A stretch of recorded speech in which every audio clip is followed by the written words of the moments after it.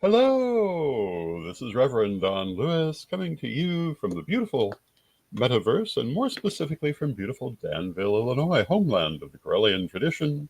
And this is Midday with Reverend Don. Welcome. And as you know, if you follow Midday with Reverend Don, you can type your questions or comments into whatever platform you're watching on, and they'll appear here in my chat room.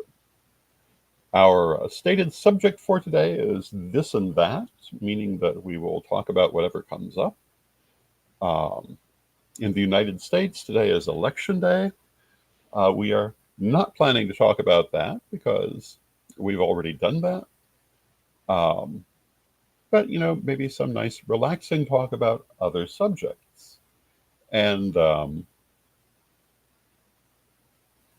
perhaps we'll talk a little bit about tarot, because one of the things I frequently do is tarot reading. And of course, as you know, I also do tarot designing. We're currently waiting on the shipment of Tarot of Hecate cards to get in. Um, they've taken a little longer than expected, but they are coming from the other side of the world. And hello to Antonio in the chat room. It's good to see you, Antonio. And it is always an interesting subject. Tarot is a very old form of cards. It goes back effectively as far as so-called playing cards, maybe a generation or so less, based on existing copies of tarot decks. One of the problems with dating things that way is you never know when an older one might show up. But generally, tarot is not really referred to for a couple of generations after the advent of playing cards. And of course, if you're familiar with tarot and playing cards, you know there's only a small difference between them anyway, and that difference is the major arcana. Tarot is first seen really in Italy, and it's generally thought that tarot developed in the aristocratic courts of Italy around a particular game called Tarocchi, or sometimes just Tarot.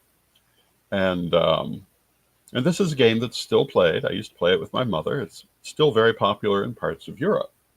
And in that game, the major arcana have a particular role in the playing. How soon after this it came to be used for divination, I don't know, but it has been used for divination for many centuries, as have playing cards. One of the things that I think probably would be surprising to many Americans is that playing cards were as commonly used for divination, if not more so, than tarot cards through most of history. And usually when you read about someone in history doing or receiving a card reading, they're actually talking about the playing cards, which were commonly used that way. Playing cards themselves, and hello to Reverend Mary in the chat room. It's good to see you, Mary. Playing cards themselves were brought into Europe around the 13th century, and they came they came certainly from the Middle East, presumably from Egypt, and it's not entirely clear who brought them.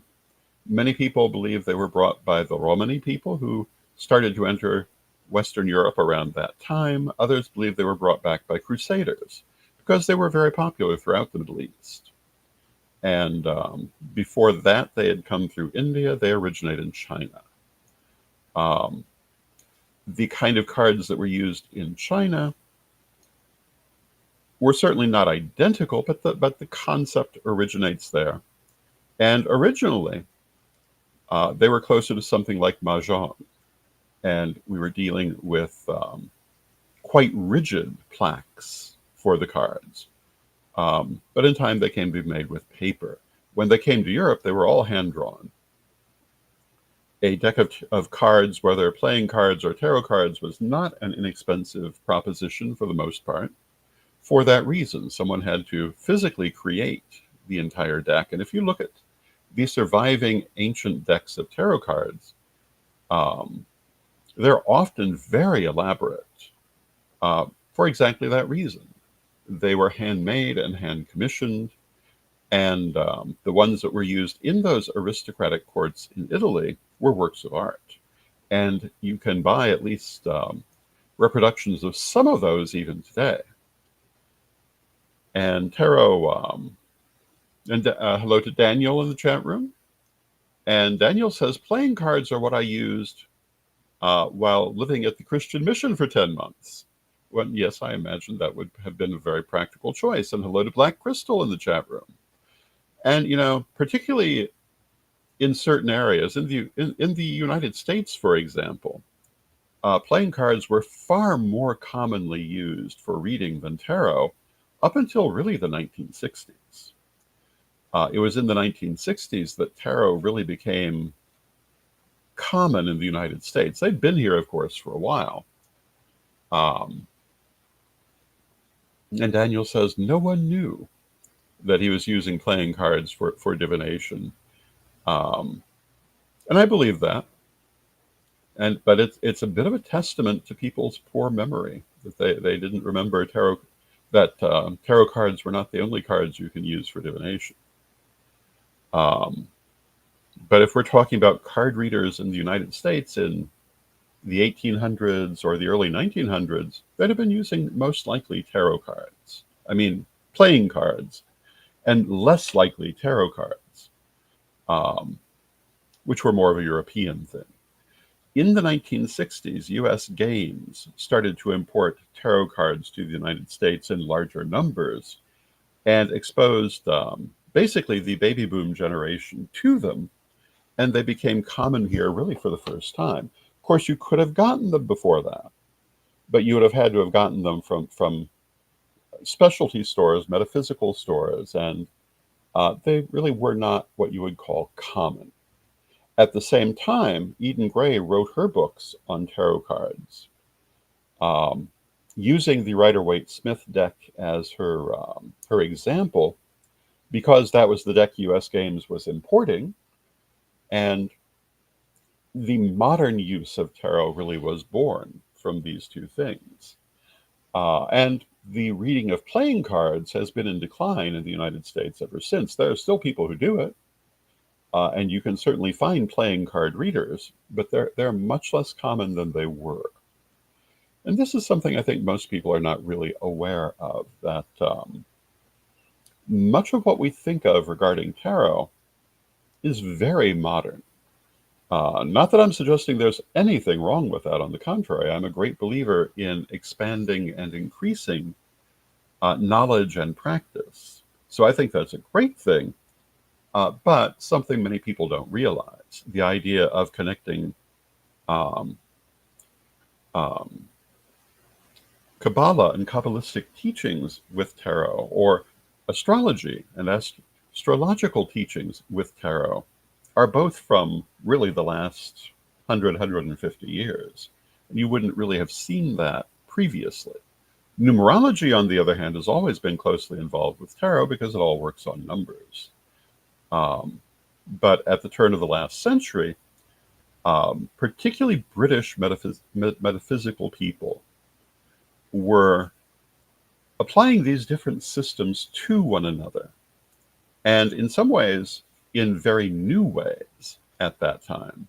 And this is how we see tarot taking on these different aspects that many people today think are very traditional, and they're very not. A lot of people, and I've frequently remarked on it, think that the Rider-Waite tarot is a very traditional sort of tarot. It's often described as traditional tarot, and it's nothing of the sort. It was an absolutely revolutionary tarot when it was brought out a little over 100 years ago. No previous tarot deck had ever been like it. What they did with the Rider-Waite-Smith tarot was a great evolution in tarot practice. And the main thing they did was including pictures with the pip cards, the number cards. And that had not been done previously.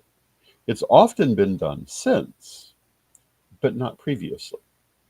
Prior to that, if you drew the Two of Cups, you would have a picture of two cups. If you drew the Five of Swords, it would have a picture of 5 swords. And if you look at an actual traditional tarot deck, such as the Marseille Tarot, that's what you will see. In including pictures for the minor arcana, for the pip cards, the Rider-Waite-Smith deck really made a great leap forward in that particular direction. I think it makes it much easier to read in some ways. And for a person who perhaps is not primarily a tarot reader, much easier to remember, because all of those little pictures are clues to the meaning of the cards as they interpret them. Now, of course, not everyone interprets their cards the same way. If you look at the Tarot of Hecate and compare it to the Rider-Waite-Smith Tarot, you'll notice that the pictures on the pip cards are certainly not exactly the same. They're not drastically different either, but they're not exactly the same, and certainly stylistically very different. But they serve the same purpose.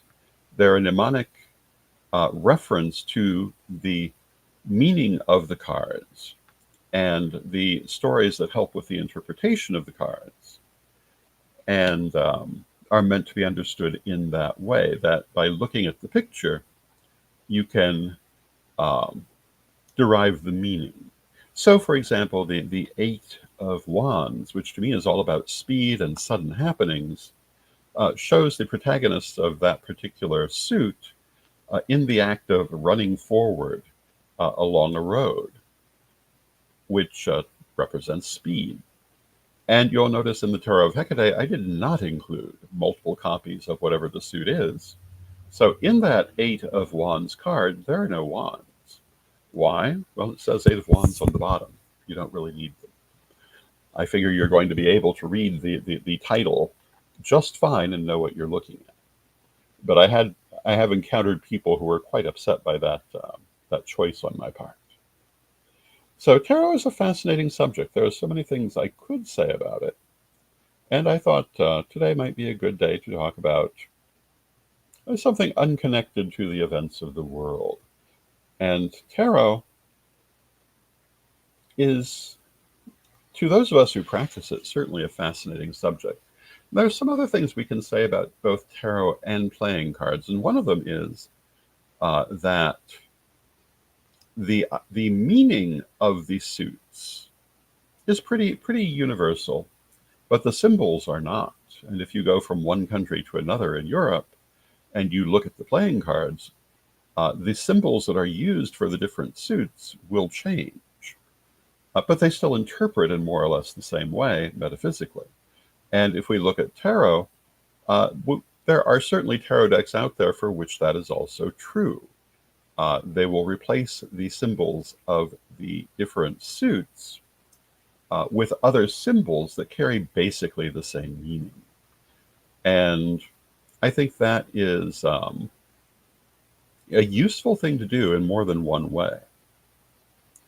One reason why it's useful is it shows that there are different ways you can look at the same thing and interpret it, which I think a lot of people in the metaphysical world desperately need to realize.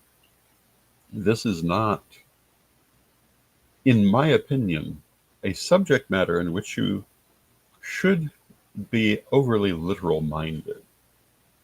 Interpretation is at the very heart of any form of divination, and I think that it's important to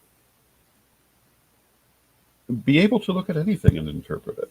One of the best descriptions of divination that I have ever heard came from Robin Locherko, who I used to know in the J&M psychic fairs. And it was actually a conversation she had with Lady Crystal, but she was pointing out that you can read from anything. It doesn't matter what it is. And this is absolutely true. And she talked about many different things that you can read from. One example was the reflection of light on a ring. And yes, you can read from the way that light reflects on a ring, because it's always going to have certain shapes that it will manifest when you look at that ring.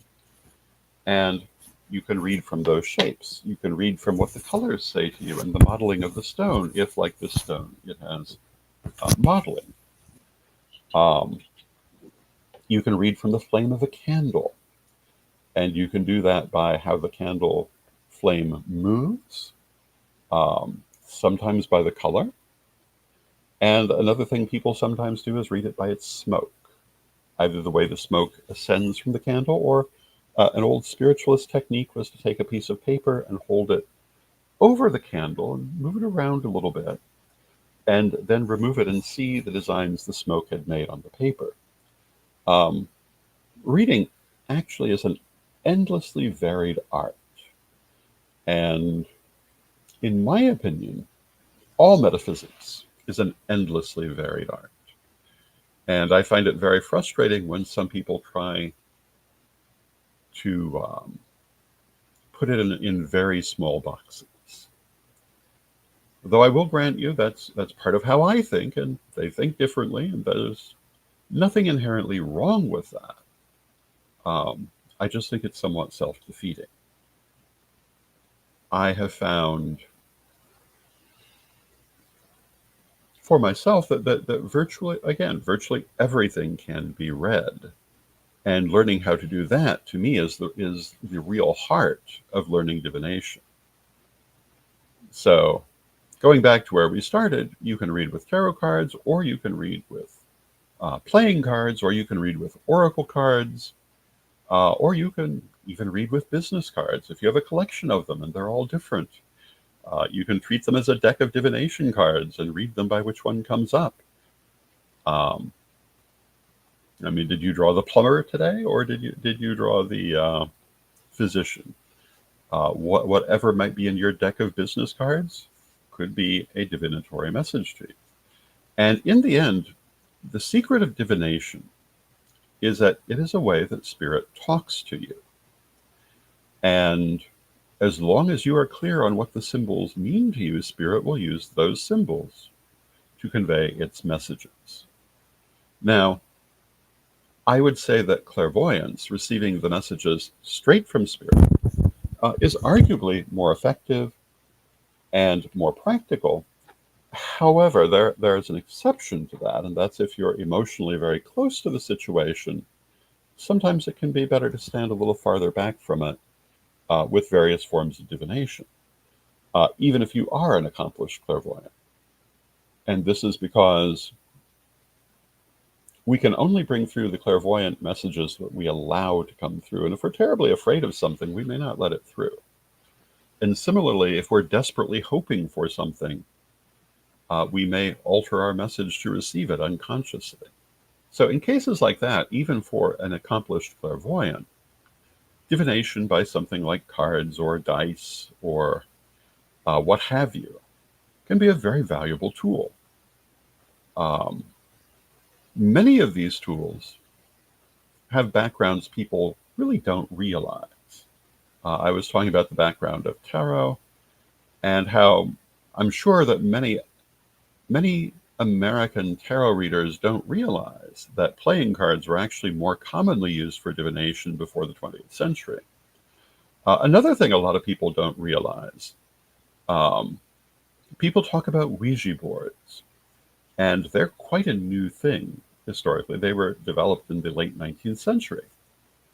However, they were developed from a much longer existing tradition that goes back about 1,000 years, originating in China, and originally used a pendulum rather than a planchette.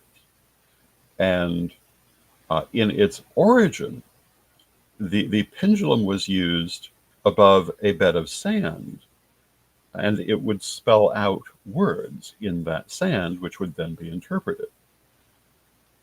This is not the most practical way to do things, perhaps. And over time, other systems were involved and it became common to write down, particularly among European readers, the letters of the alphabet or standardized messages that they would then use there to read with. And um, this went on for many hundreds more years. Later, in the 19th century, maybe even in the late 18th century, they started to use the planchette. And if you've ever seen a Ouija board, the little heart-shaped thing, or in some cases triangular-shaped thing, that's passed over the board is a planchette, but it predates the board. And the original planchettes that were used had a place for a pencil, and the people would put their hands on the planchette, and then it would write automatically. And that went on for quite a while before the modern Ouija board was developed. Um, and I say all of this because so many people are so superstitious about Ouija boards because of things that have supposedly happened with them. However, those things that have supposedly happened with them basically are stories from about 50 years out of 1,000 years of history, and stories that were very much helped by media and by figures in conservative Christianity who wanted to discourage the use of this sort of thing. And I'm often amazed by how people in the metaphysical community can be fooled by that sort of nonsense, um, because they've not looked at the history of what they're doing. Now, Daniel says, I think the external tools like cards help because we can get in our own heads so much. And so it's nice to stare at the external tools. And yes, that's absolutely so. I think that when you're too close to a situation, it can be very difficult to read, for example, with clairvoyance, unless you're very accomplished, because you have to keep your mind out of it. But it's easier to do that with the external tools. Now, and Reverend Mary says, can you do a midday on how to use a Ouija board? Yes, I can do that. Um, I'm sure. I'm sure that will be a popular edition. Yeah, we'll have to do that. Now, I will say to you, I am not particularly impressed with Ouija boards. In my personal experience, they were used when I was learning to do clairvoyant reading as a teaching tool, and they were very excellent for that purpose for about 6 months. I think it was 6 months. Um, After that, they're just a very primitive way of doing this. But if you have not yet learned how to be openly clairvoyant, they can be very helpful. So yeah, we can see if we can do that. I'll have to actually get a Ouija board. I don't currently have one, but I've used them to sometimes very good effects, and never had a problem with one that you hear these kinds of stories about. Does that mean that I don't believe the stories? Well, no, it doesn't necessarily mean that, but it does mean that I think that they're often misinterpreted or misunderstood. My favorite story about the dangers of Ouija boards came from a long ago radio show, which was uh, telepathic radio, and the show was Ouija boards, psychic tool or gateway to hell, hell, hell, hell. And I and Howard Heim were discussing Ouija boards, and I took the point of view that they were a reasonable psychic tool, and he took the point of view that they were a gateway to horrible things. And his story illustrating this was about a group of drunken frat boys who took their Ouija board to the graveyard looking for a spooky experience. And they had one. But my answer to that is, well, when you're deliberately setting out to have a negative experience, you can't be surprised that you get one, nor does that mean it's inherent to the situation. I would say you have manifested it. I think that's very often true.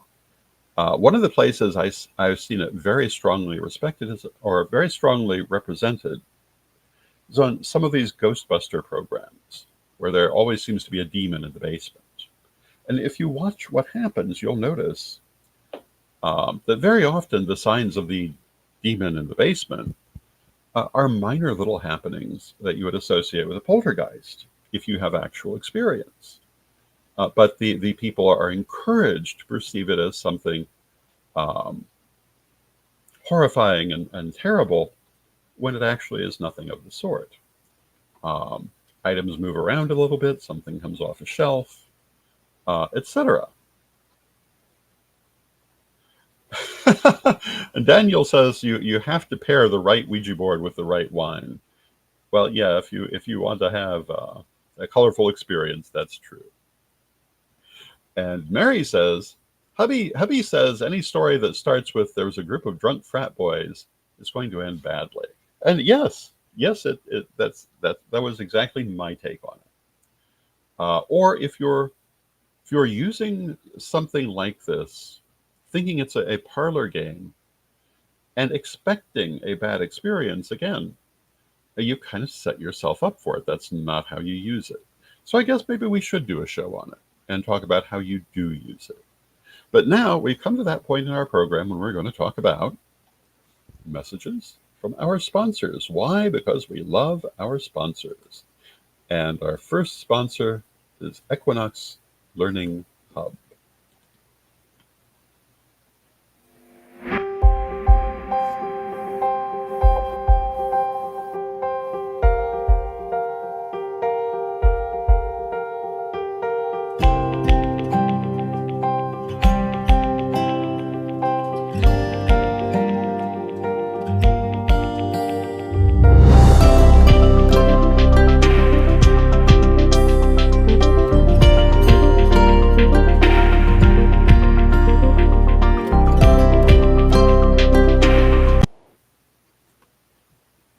Ready to unlock the secrets of the universe?